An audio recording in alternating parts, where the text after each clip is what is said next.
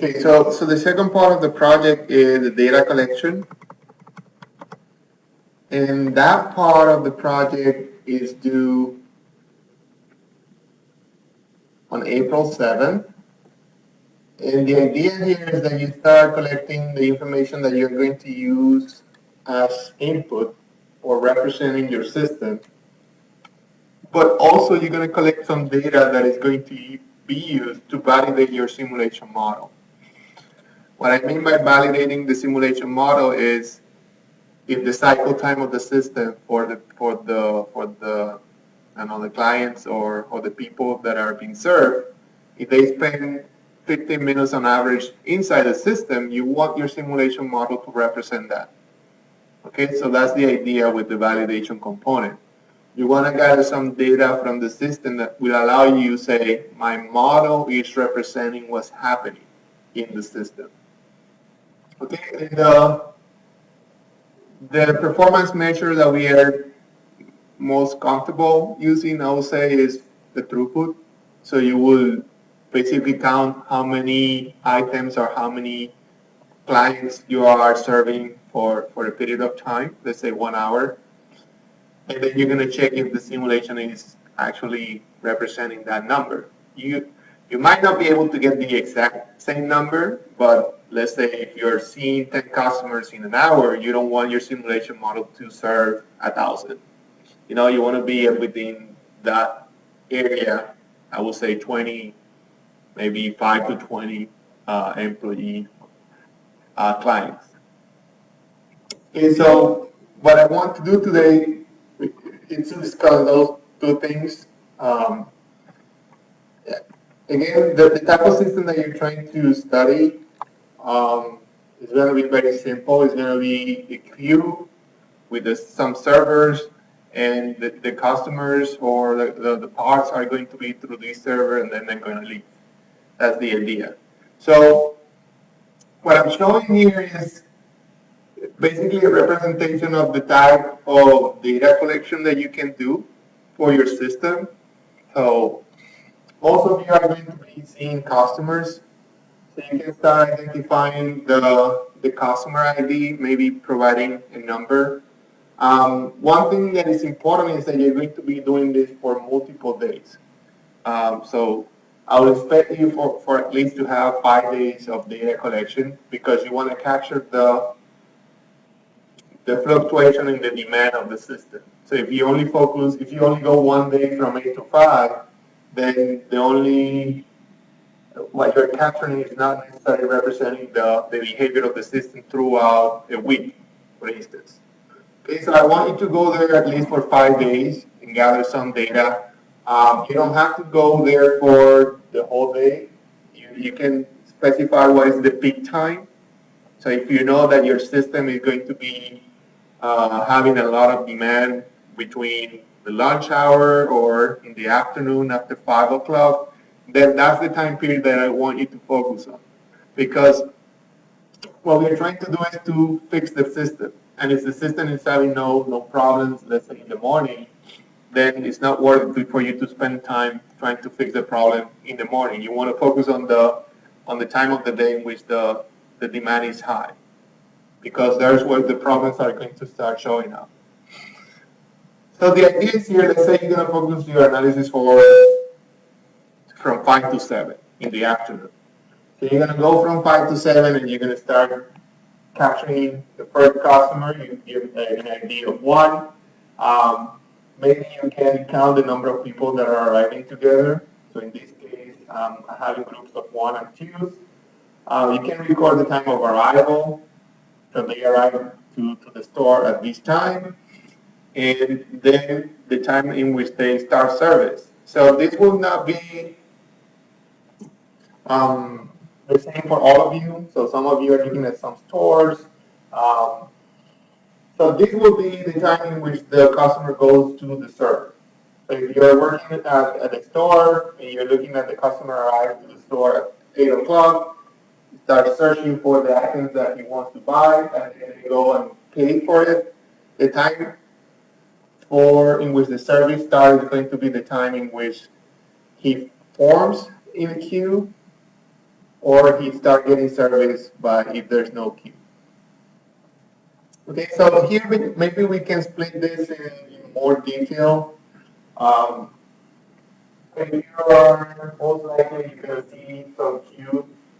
So let me use the PowerPoint slide.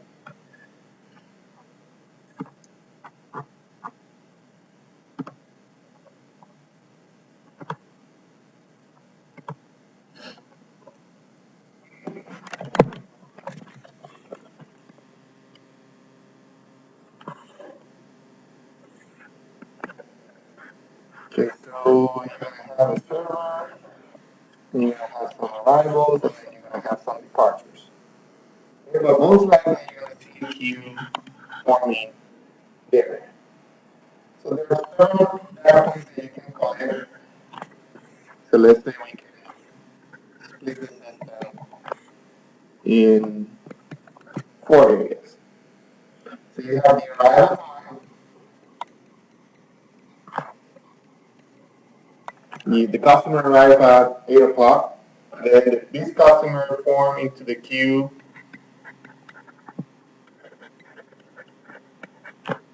say 8 o'clock, form in the queue at 8:05, start service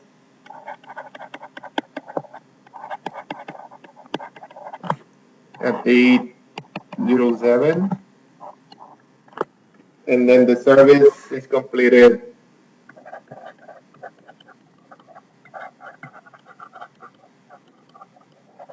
at 8:10. Okay, so from this, only for this customer, you have 4 observations. The thing about this is that using this same information, you can start gathering the data that you need um, for the validation. Okay, so for example, I can compute the cycle time easily because the cycle time is going to be the difference between these two. You can compute the time in queue. It's going to be the difference between these two. And right there you have 2 data points that when you look at the average of all of the observations that you're going to make, you can use that information for validation purposes. Okay, so let's say you have another customer, then you have your next customer at 8:30, and let's 8:35, 8:40, then 9 o'clock. And I'm making up these numbers. Probably not don't make a lot of sense, but the idea is to just to show you what I want you to do. So you're still doing this, let's say for, I would say, minimum of 50 customers. Okay, so I want you to get at least 50 observations per day, if possible. Because I know there will be some systems in which you don't see as many customers. So for those cases, if you're going to be observing 2 hours and you see only 15 customers, then that's fine. But just make sure that you try to gather as much information as possible. And you will see why that is important after spring break. So the more data you get, the better is going to be your model. Because it's going to be easier for you to, to represent the actual behavior of the system if you have more data from the system. Okay, so it's going to make things easier for you at the end. Okay, so let's say you have observations for 50 customers. Now, the data that we are going to be interested in terms of the simulation model is not necessarily the data that you're going to collect at the system. Now we're going to start looking at some of the time intervals. So for example, I want to know what is the time difference between arrivals. So I'm going to start finding out those times in between. Okay. I'm also going to start looking at the service time. So it's going to be the difference between these two. And I'm going to use that as an input for my simulation model. So I guess those are going to be the main observations for the actual simulation model. Time difference between arrivals and the time difference in the service time. So if you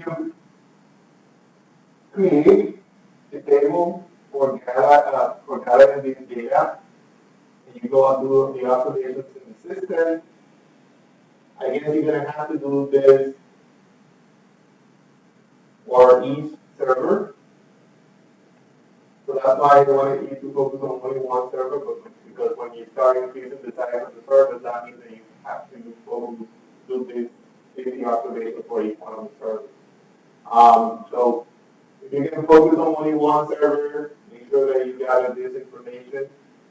That's the next phase of the project. And then after spring break, I'm going to tell you what to do with this information so you can start putting together your simulation model. Do you have any questions?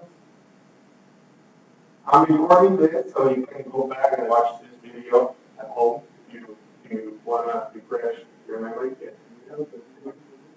No. So for the second part, I think I will request a presentation. That's going to be just, so the presentation was for the proposal phase and also for the final presentation, which they're going to be showing up your results. But you still have to submit a report, a progress report for your data collection and the analysis that you are going to be doing for your data collection. And it's going to be very simple. I know the thing that is going to take you more time is to gather the data. But once you get the data, the analysis that you're going to be doing is going to be very simple because we're going to use the software to fit the data into a probability model that you are going to use in your simulation. So you know, so far I've been telling you in the lab, the arrival process follows an exponential distribution. The processing time follows a triangular distribution. Those probability distributions are the ones that we want to generate for our system. In order to generate those probability distributions, we need to gather the data from the system. So that's what we are doing at this point. Any questions? Okay, so I'm going to put this video on track in case you want to refer back to it or